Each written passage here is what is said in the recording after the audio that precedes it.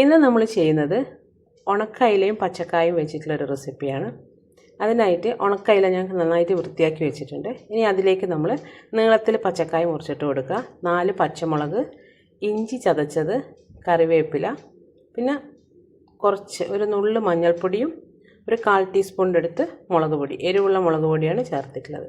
ഇനി ഇത് വേവാൻ ആവശ്യമായിട്ടുള്ള വെള്ളം കൂടി ചേർത്ത് കൊടുക്കുക.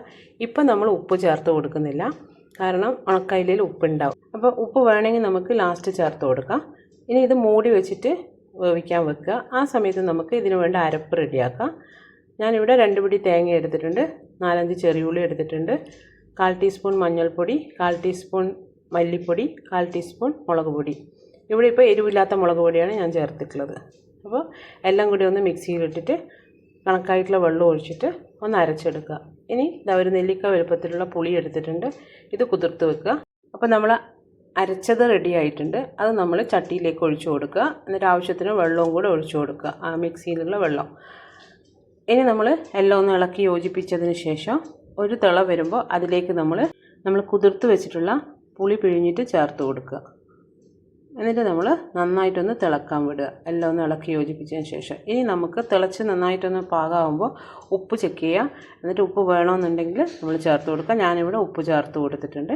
അപ്പോൾ നമ്മളെ കറി തിളച്ച് നല്ല റെഡിയായി കഴിഞ്ഞാൽ നമുക്ക് അടുപ്പത്തുനിന്ന് വാങ്ങി വെക്കാം. അപ്പോൾ ഇനി നമ്മൾ ലാസ്റ്റായിട്ട് ചെയ്യേണ്ടത്, ഒരു പാൻ അടുപ്പത്തേക്ക് വെച്ചിട്ട് വെളിച്ചെണ്ണ ഒഴിച്ച് ഉലുവ പൊട്ടിച്ചിട്ട് നമ്മൾ ചെറിയുള്ളി ഇട്ട് കൊടുക്കുക, ചെറുതായി അരിഞ്ഞ ചെറിയുള്ളി. ഇനി അതിലേക്ക് കറിവേപ്പിലയും കൂടി ഇട്ടിട്ട് ചെറിയുള്ളീൻ്റെ കളർ മാറി വരുന്നത് വരെ വഴറ്റി കൊടുക്കുക.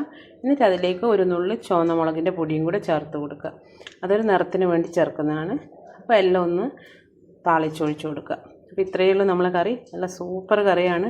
ചോറിൻ്റെ കൂടെ കഴിക്കാനോ അതുപോലെ നമ്മളെന്തെങ്കിലും കിഴങ്ങിൻ്റെയോ പുഴുക്കൊക്കെ ഉണ്ടാക്കിയിട്ടുണ്ടെങ്കിൽ അതിൻ്റെ കൂടെയൊക്കെ കഴിക്കാൻ നല്ല ടേസ്റ്റാണ് കറി.